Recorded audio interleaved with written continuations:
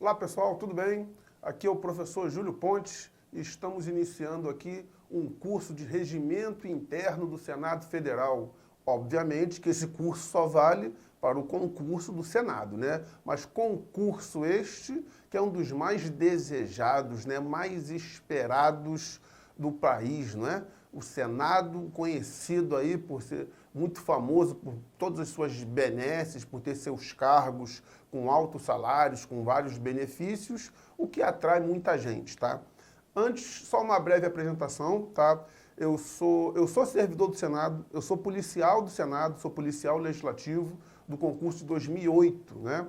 Os últimos dois concursos do Senado foram em 2008 e 2012, e agora, finalmente, teremos um novo para repor essas milhares de aposentadorias que a gente teve ao longo dos últimos tempos, tá? O quadro de servidores do Senado é muito defasado hoje, tá? Então, não é só você, meu aluno, que precisa entrar no Senado, não, para ganhar o seu dinheirinho. O Senado também precisa muito de você, tá? Porque a carência de servidores hoje é absurda. Agora, felizmente, estamos aí para tentar suprir ou amenizar esse problema. Beleza? O nosso curso vai ser de Regimento Interno do Senado Federal, que nos últimos dois concursos foi matéria comum para todos os cargos, beleza?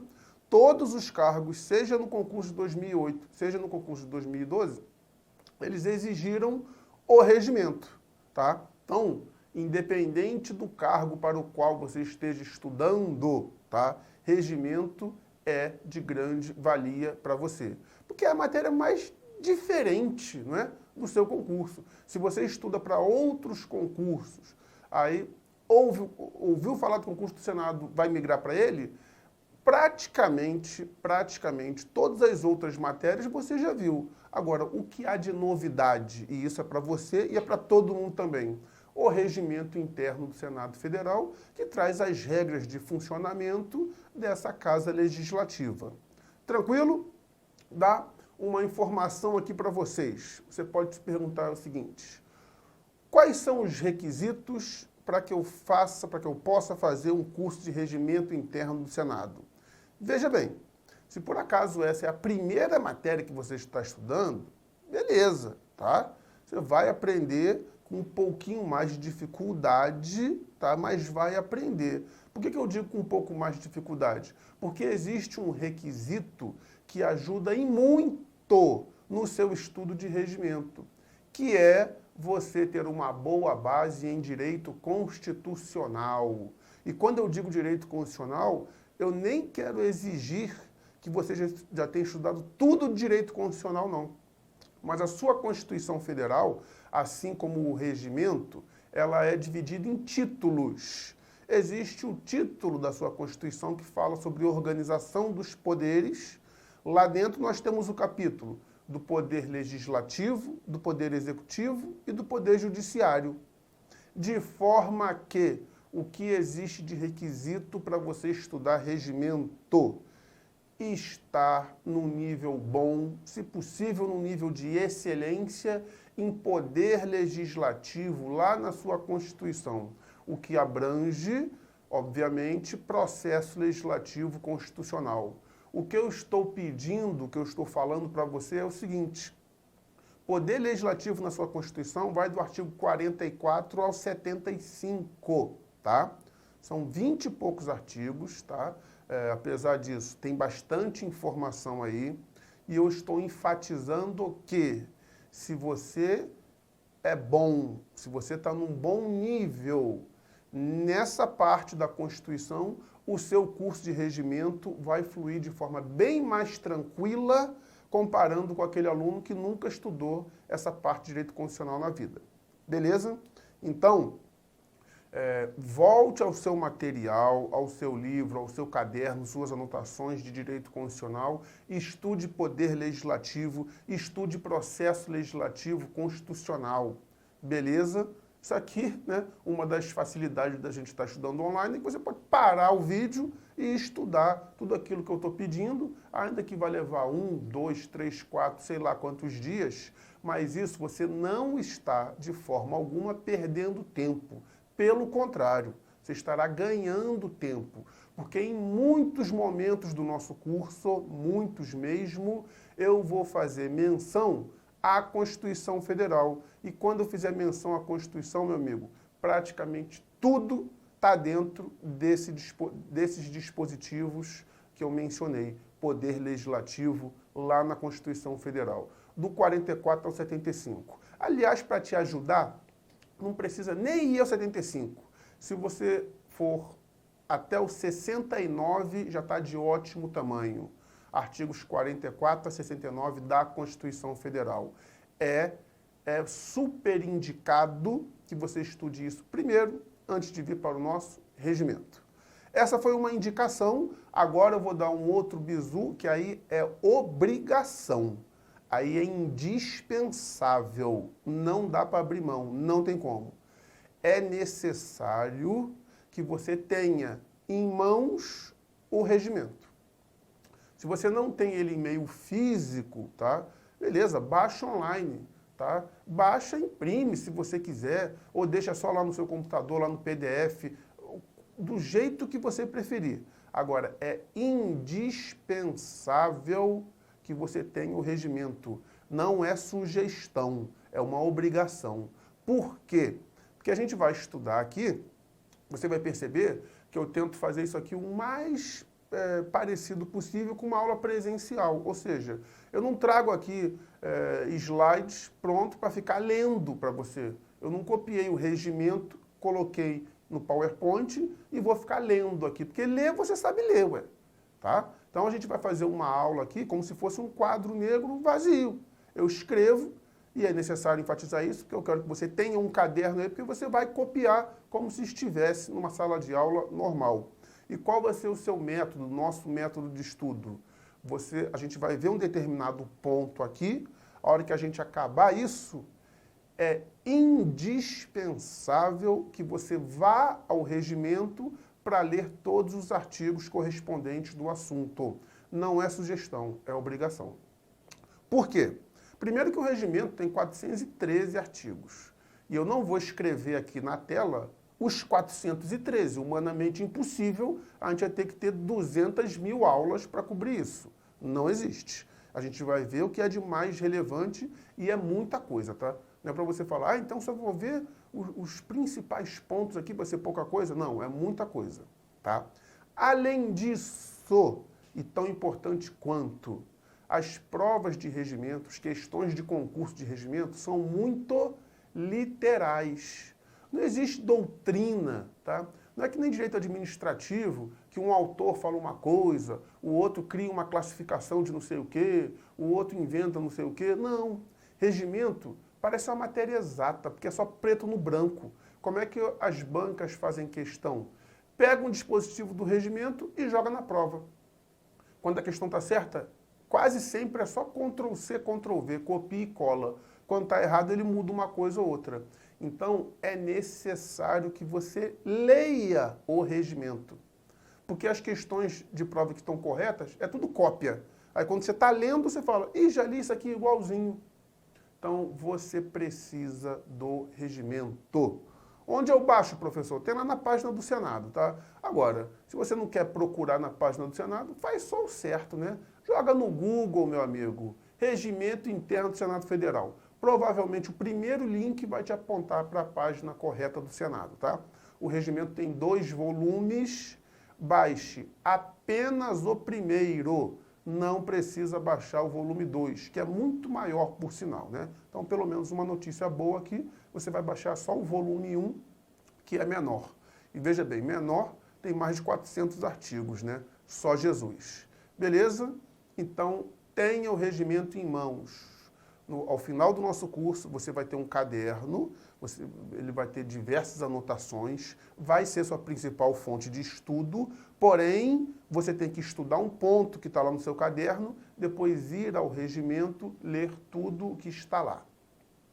Beleza, pessoal? Então vamos chegar de enrolação, não é? E vamos iniciar o nosso curso. Regimento Interno do Senado Federal. O que é o Regimento Interno do Senado? Se a gente for à nossa Constituição Federal, lá no artigo 59, E veja aí um exemplo. Estou citando um dispositivo que está dentro daquela janela lá que eu mencionei de poder legislativo. O artigo 59 da Constituição diz o seguinte: o processo legislativo compreende a elaboração de emendas à Constituição, medidas provisórias, leis complementares, leis ordinárias, leis delegadas, decretos legislativos e resoluções, tá? Basicamente é isso, eu dei só uma invertida na ordem aqui, mas não faz diferença nenhuma.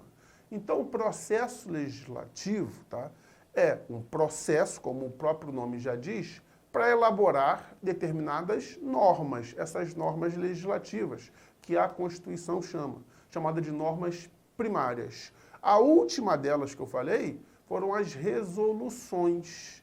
E o regimento do Senado Federal é uma resolução, tá? Uma resolução do Senado Federal de 1970.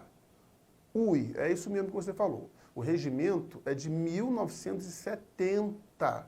Já foi alterado 200 mil vezes, mas o seu esqueleto principal é lá de 70, meu amigo. Antes da Constituição. A nossa Constituição é de 88, tá? Só para te lembrar. 70, a gente estava na ditadura. Olha que coisa tosca. Então, estou chamando essa atenção porque é o seguinte: você vai pegar o regimento para ler sozinho, é um sofrimento danado. É um sofrimento danado.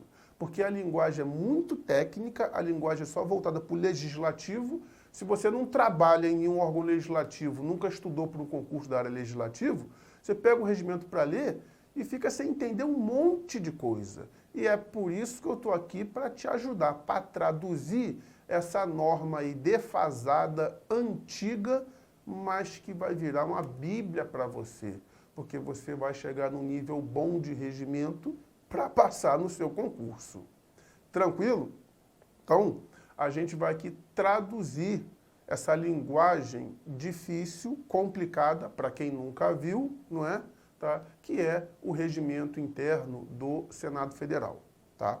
O regimento ele é dividido em títulos, tá? E o nosso curso aqui, a gente vai dividir em módulos, cada módulo corresponde a um título. Beleza? Então, vamos aqui para a tela. Deixa eu passar. O nosso módulo 1 corresponde até ao título 1 do regimento, que tem o nome de funcionamento. Tá? Caprichando muito aqui na letrinha, pelo menos no primeiro slide, né? Porque você vai perceber que a minha letra é horrorosa, eu não fiz caderno de caligrafia, mas fique tranquilo, porque tudo que eu escrevo aqui, eu leio e releio, tá? Para não ter perigo de você não entender esse garrancho que vai aparecer na sua tela a partir de agora, tá? Então, o nosso módulo 1, que corresponde ao título 1 do regimento, é chamado de funcionamento. E cada título do regimento é dividido em capítulos, tá? Então aqui, ó, o primeiro capítulo do regimento é chamado de sede. Beleza? O regimento regulamenta o assunto sede. Sede do Senado Federal, tá? Onde fica a sede do Senado? Qual é a sede do Senado Federal? Aqui. Diz o regimento que a sede é o Palácio do Congresso Nacional, em Brasília, né? A sede fica no Palácio do Congresso Nacional. Aquele prédio bonitão, né, do lado do Niemeyer, que tem 2 torres, né? Que você, em alguma época da sua vida, falou assim: Bin Laden, aqui também tem 2 torres para você derrubar. E hoje você não vai falar mais isso, que você vai trabalhar lá. Que papo é esse de Bin Laden? Esquece o Bin Laden, né? Acabou, já morreu, tá? Então, aquele prédio bonitão lá, você conhece as 2 cúpulas, né? A cúpula da Câmara dos Deputados voltada para cima, bem maior, e a cúpula do Senado, que é onde você vai trabalhar em breve, se Deus quiser, aquela menor voltada para baixo. Ali está a sede do Senado Federal, o Palácio do Congresso Nacional. Tranquilo? Muito light. Agora, o que ocorre? O regimento previu a possibilidade de que o Senado venha a se reunir em outro local que não a sede. Regra: onde o Senado funciona? Na sede, que é o Palácio do Congresso Nacional. Exceção: é possível que o Senado venha a funcionar em outro local que não a sua sede. É exceção, tá? E vamos conhecer como o assunto é regulamentado. Isso não é o normal, tanto que eu não tenho nem exemplo prático para trazer para você. Não aconteceu ainda, mas está previsto e você tem que saber, porque a banca pode fazer uma questão de prova, tá? Então, aqui, ó, vimos a sede, agora a gente vai ver reunião em outro local. Vamos lá. O regimento regulamenta a possibilidade de que o Senado venha a se reunir em outro local que não a sede. É uma possibilidade, é exceção, não é regra. E como que funciona? Eu tenho que estar em algum estado de exceção, tá? Tem que estar ocorrendo alguma coisa muito grave. Aí, alguém pede para que o Senado venha a se reunir em outro local e alguém decide. Então, a gente vai ver tudo isso passo a passo. Quais são as situações que podem fazer com que o Senado venha a funcionar em outro local? E quando eu digo funcionar em outro local, o regimento não delimita. Pode ser num auditório de uma faculdade, pode ser em outra cidade, pode ser lá no Rio de Janeiro, pode ser em Floripa. Os senadores falam assim, vamos para a praia agora, aqui em Brasília está muito seco, vamos, olha que maravilha, não é? Tá? Pode ser em Fortaleza, olha que delícia, tá? Então, eu tenho algumas situações que podem fazer com que o Senado se reúna em outro local e alguém tem que fazer um pedido para que isso aconteça e alguém aprecia esse pedido. Então, vamos por partes. Quais são as situações que o regimento elenca, apresenta, que podem fazer com que o Senado venha a se reunir em local diferente da sua sede? São 4 que vão para o seu caderno agora. Reunião em outro local. Primeira situação, guerra. Segunda situação, comoção intestina. Terceira situação, calamidade pública. E quarta situação, evento que impossibilite o funcionamento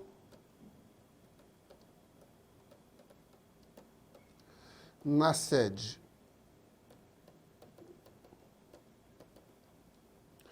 Então, pessoal, aqui estão as 4 situações que podem fazer com que o Senado não funcione, não se reúna lá no Palácio do Congresso, aquele prédio bonitão que você adora.